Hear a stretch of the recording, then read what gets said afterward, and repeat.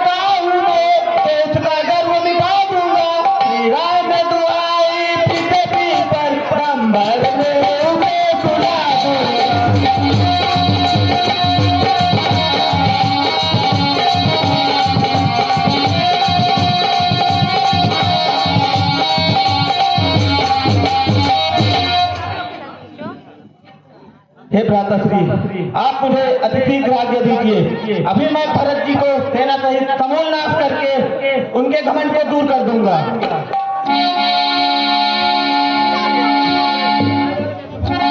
शांत लक्ष्मण, पहले तो भरत गिर गया है, यह नहीं समझ में आता है, यह नहीं समझ में आता है। उस जैसा तो सुशील भाई सब जगह पाया जाता है।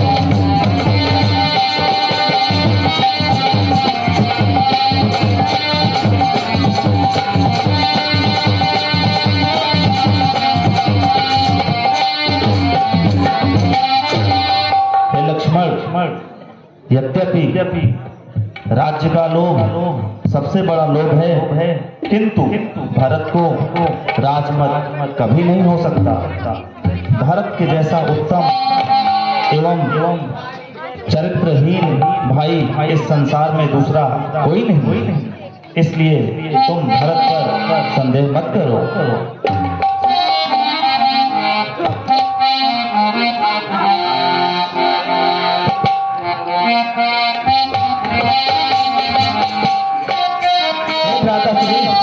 भरत को राज्य का लोभ हो गया है और राज्य के लोभ ने उसकी बुद्धि को विपरीत कर दिया है।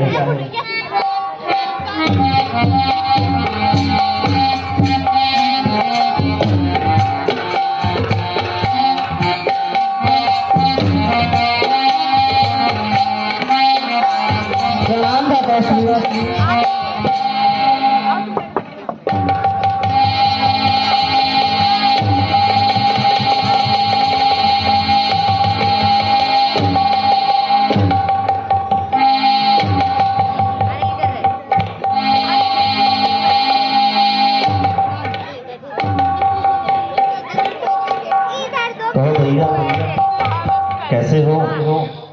अवध का क्या हाल है?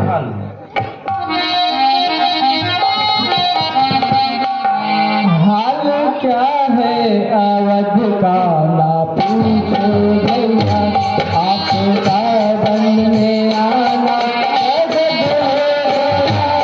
हाल क्या है अवध का ना पूछो भैया।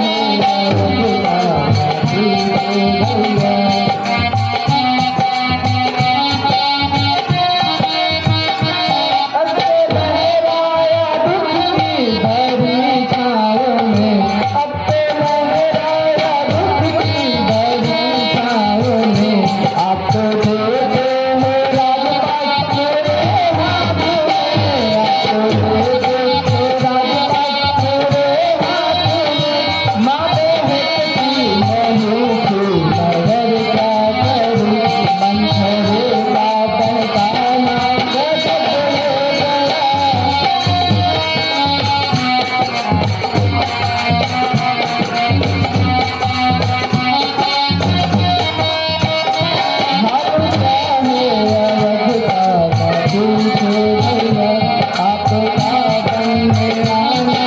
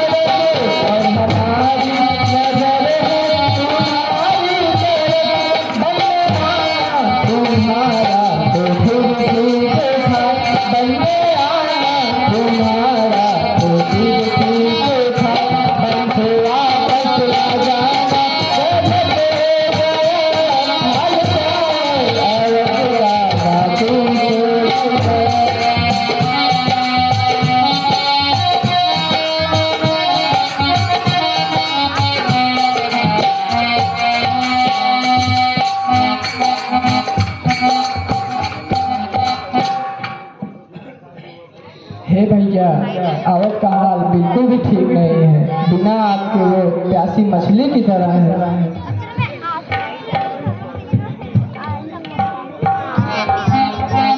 अच्छा भैया, यह बताओ कि पिताश्री कैसे हैं?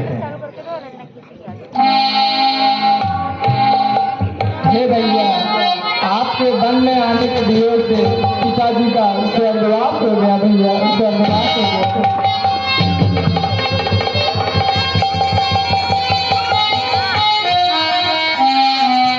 पिताश्री, मैं कितना आभार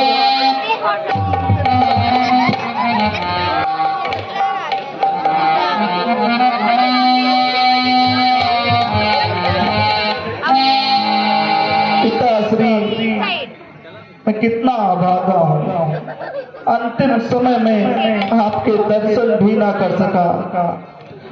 करी क्या हाय करता ने बीतती सब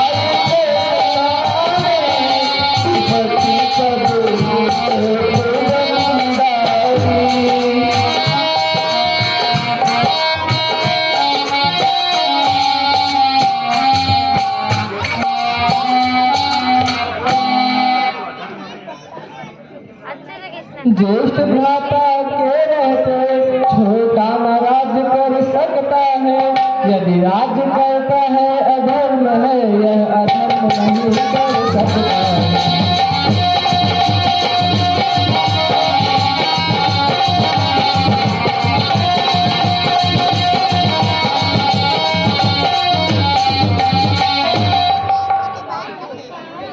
हे भैया, अयोध्या चल के राज कीजिए। मैं आपकी जगह 14 वर्ष वनवास करूंगा। आप चलिए, मैं पिताजी की वचन की पूर्ति करूंगा। नहीं भैया, मातु की आज्ञा का पालन बेटे का धर्म कहाता है, बेटे का धर्म कहाता है। यदि वही आज्ञा त्यागी जाए तो भी अधर्म कहाता है।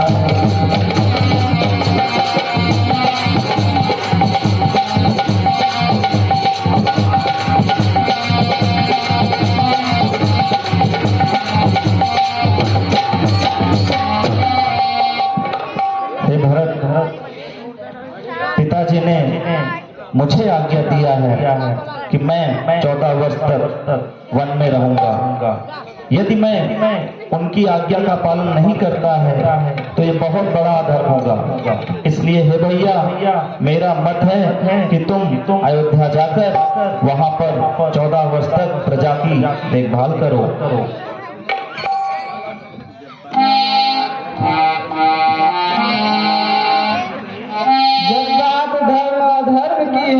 तो कर्मशील क्या कर्म करे। यदि आप आज्ञा दे तो मैं अब चरण आपके राज करूं।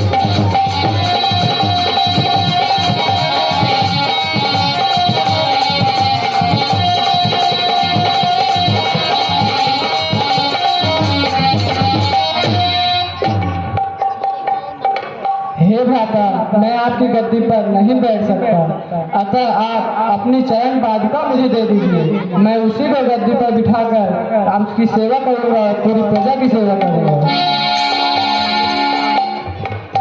आपके लौटने तक मैं आपकी प्रतीक्षा करूंगा भैया।